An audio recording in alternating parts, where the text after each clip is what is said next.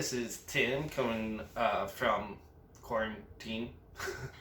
I started to say this intro in my head and then I didn't know what I was going to say. So I was going to say coming from our studio. It's over now. I messed up. Anyway, it's Tim with Ring Squad. We just doing a yes, no, maybe so video about Wrestlemania Night 1. That sounds weird to say. But before I get into my grading, I just want to say something that's been on my mind about WrestleMania. It's in the Performance Center. There's no audience, and I think the biggest critique I've seen on social media and other places, it's just like people are like, well, it's not the same. It's not the same. It isn't. But you have to take it for what it is, and that's how I'm kind of doing my grading, is that watching a show without an audience, I can't be like, I can't grade according to audience reaction or like stuff like that. Like I'm grading it for what they presented me. For those of you who don't know, yes, no, maybe so, I give everybody a yes, no, maybe, or so. Yes is, it was great, I liked it. No is that maybe there's something there, they just didn't execute it right. Maybe is, maybe, probably not gonna be any maybes on this video, honestly, because WrestleMania is like the end all be all, end of rivalries and stuff. And then so is just, so what? Like it happened, it was bad, it didn't help anybody, so what? I'm not going to do the pre-match show either. Drew Gulak faced Cesaro. I think Cesaro beat him, according to my handy dandy laptop. I just didn't watch it. I had the pre-show on, but I was doing other stuff, getting ready for the main show. I just missed it. So I'm not going to grade something I didn't watch. First match, though, to kick us off. Well, first Gronk and Mojo Rawley kicked us off, and it was, Gronk has energy for days, so it was not going to grade it. He just hyped it up, and, they're having a good time regardless. It's weird that him and Mojo Rawley are, like, best friends, but whatever. So the first match is Niki Cross and Alexa Bliss versus Asuka and Kari, the Kabuki Warriors, for the Women's Tag Team Championships. It was a pretty good match to start off WrestleMania, and just the way they did it. I was curious if the card was laid out the way they would have done it, or if they changed the card order based off of how they had to do certain matches and certain things. So he did that. They did it. It was a good match. I actually liked this match. I liked the banter back and forth. Each team got a good offense in. There were a lot of off the top rope breakup pins in the end. Kari hit her elbow when Alexa, I think, had a pinfall on Asuka, and then Asuka had Niki Cross in the Asuka lock, and Bliss did the twisted Bliss off the top rope to break it up. They ended up, I forget how I think she hit the DDT, if I remember correctly. And let's see if, nope, it does not. So, but Alexa and Niki Cross won to regain the Women's Tag Team Championships. They are the first two-time Women's Tag Team Champions. I like this. I like the match. They had a lot of banter back and forth. They're kind of doing each other's taunts to each other. Asuka is just Asuka. She's charismatic AF. It was good. I wished I had Asuka and Kari winning, but I'm not mad at Alexa Bliss and Niki Cross won, because I think Alexa, it's kind of the same thing that I said about Asuka, that she's a big enough name to carry these tag teams. I do wish they add one or two more tag teams in and they make these titles more relevant. But I do like Alexa and Niki having them. I like them as a team. I was kind of weird at the beginning when Niki Cross kind of just became Alexa's best friend for no reason. But they're making it work, and I actually like that team a lot. Next match we have Elias versus King Corbin. Elias, first King Corbin, they replayed the being pushed off Lion King style. From SmackDown a couple weeks ago, and then King Corbin came out, cut a promo to nobody, which was really funny. And then he was like, well, he has a match, and if he doesn't show up, it's a win by forfeit. And that's not how it works, but he's a good heel. And then the Strong came out, and Elias came out to ramp. Corbin kind of got out. This is all before the bell rang, by the way. And he ducks, and then he kicks him in the gut, guitar over the back, right, throws him into the paint, beats him up a little bit. They go back and forth, and at one point Elias hit his finisher like halfway through the match. It was like a running version of his finisher, that rolling neck breaker. I forget what he calls it specifically, but Niki Cross does it too. It's kind of just a swinging neckbreaker. That's all it is. But he hit it off the ropes, and then Elias kicked out at like 2, not even like 2.5. He did like literally 1, 2 kick out. But then they went back and forth a little bit. Elias tried to hit the elbow. It didn't work. They battled outside for a little bit, and then Elias ended up winning with a roll up. Corbin went to put his foot on the ropes. The ref called him, and then Elias rolled him up and grabbed the tights. I don't think the tights would be a legal move, but whatever. So he grabbed the tights and rolled them up. 1, 2, 3, and Elias wins. I give it. This is on the verge of being a so, but I give it a yes. But it's like I said before, if a yes is at 90 to 100, like hypothetically, I give it like a 90. It's still a yes because it was a pretty solid match and the promo was good and Elias got revenge for what's happening. I just have a feeling this feud's going to continue. I don't think it was a blow-off match, but we'll see what happens. I can't judge on what might happen. I'm judging off of what did happen. Elias got his revenge. It was a face win, mid-card face win over a mid-card heel, to keep the crowd happy. So it's a yes, but it's in that lower tier of yes. Next up is Becky Lynch versus Shayna Baszler. They went back and forth. It was a pretty good match. The promo, the package was really good. They went back and forth. They did. Becky was countering a lot of moves. At one point, Shayna actually hit the disarmer on Becky, or put it on, not hit it. Becky did it on the ropes. Shayna hit her sleeper hold on the ropes. The Carafuna clutch, Carafuna clutch. It's a sleeper hold. Tell what it is. But put it on the ropes. Broke it at like 4.5. Typical heel move. But then she went into it in the middle of the ring, and Becky did the backflip into it and won with the backflip and kept her shoulders down while still in the hold. So Becky ended up retaining. I give this a no. I'm a huge fan of Becky Lynch, but 2 things really made this a no for me. One is that ending is so dumb. She has no leverage on her. Shayna Baszler has him in the sleeper hold, and then Becky flips backwards and has no weight on her. Shayna can easily just roll to one side or the other or kick out, and it's also been done a million times. 2, Shayna's now dead. All this momentum immediately gone. I said it in my predictions video why Shayna should have won. It's just where's Shayna gonna go now? She can't. She was set up to be dominant. She eliminated everyone in the Elimination Chamber. She just appeared on Raw, and they brawled a lot, and now there's nothing. It's a no. It's a no. I wish Shayna had the belt so there was a new champ and a new reign, but now I like Becky as champ, but after a year you would think maybe you get someone new in. The next match was Sami Zayn versus Daniel Bryan for the Intercontinental title. Drew Gulak came out with Bryan. Cesaro and Nakamura came out with Sami Zayn. And before I get into it, I'm just gonna say right ahead of time, it's a no. I don't mind Sami Zayn retaining. It's just they built this match to get audience reactions, and then they either didn't change what they wanted to do, or they just figured it would work anyway, and the match didn't work. Sami Zayn spent the first 10 minutes of the match going up to a 9 count, and then diving back in the ring, then going back out to the outside, and then Daniel Bryan would chase him, he'd get cut off by Nakamura or Cesaro.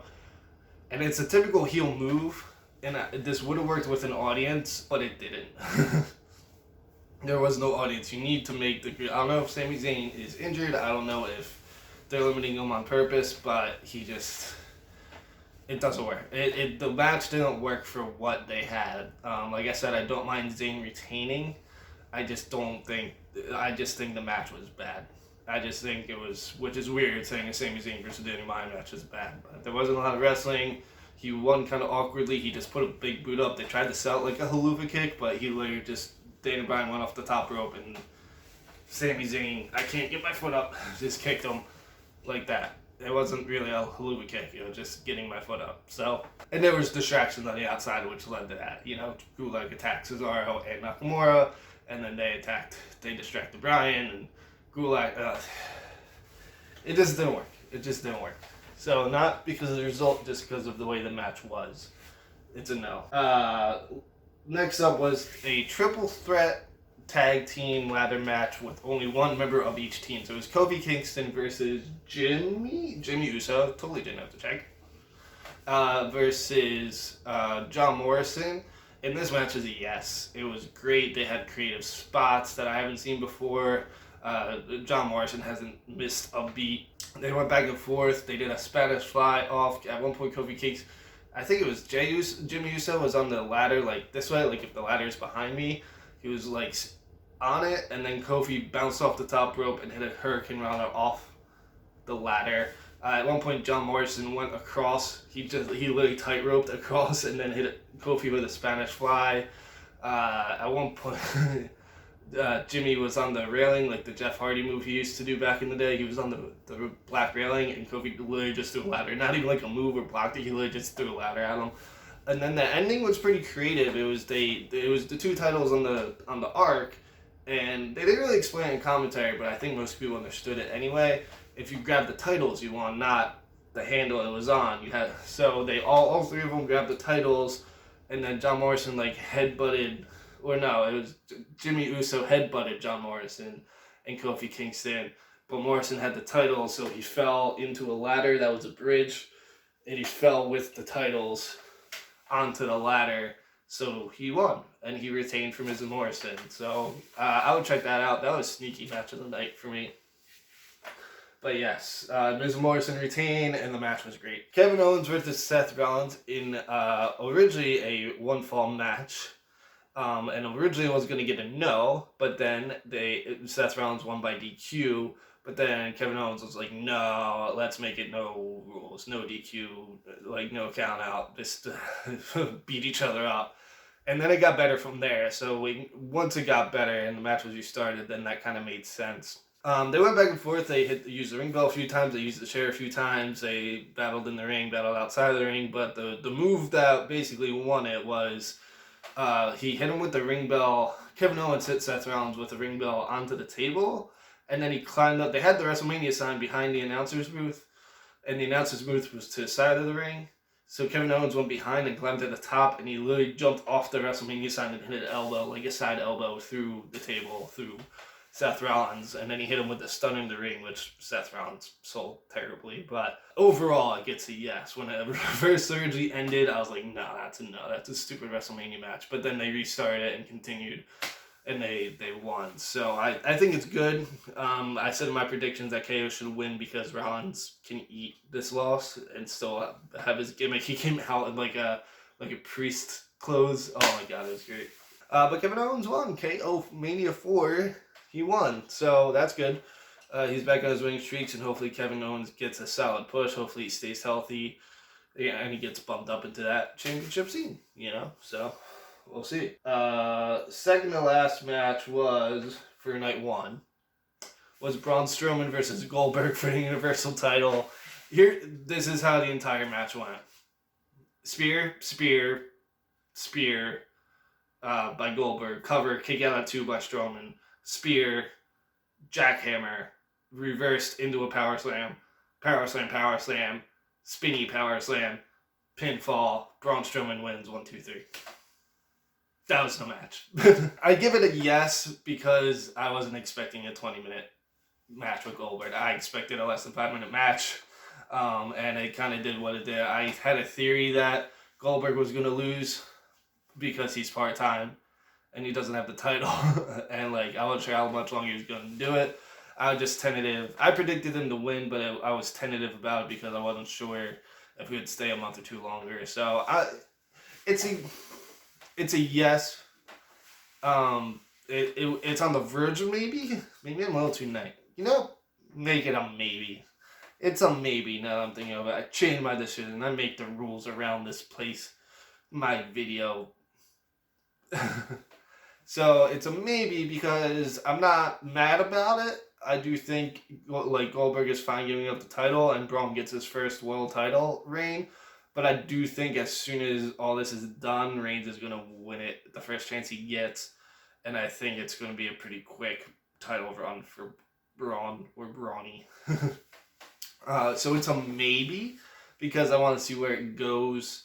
and see how it pans out. The match was typical match. I can't be mad at a 30-second match with Goldberg. It was I'm pretty sure it was like legit 2 minutes. So it was good for what you were expecting. You have to look at each match and have expectations accordingly. So match was good, but the result was, it's a maybe. It's a maybe. Right? And then finally, this is ridiculous. It's AJ Styles versus Undertaker to finish off, to main event night 1 of WrestleMania. And just go back 5 years and say that. Go back to 2015 and tell, tell everyone that, hey, WrestleMania is going to be in 2 nights. Even putting all this, other stuff away, the no audience, all this stuff, right? Just say it's going to be AJ Styles versus Taker 5 years ago. At main event night 1 of WrestleMania, because WrestleMania is, just think about that for a second.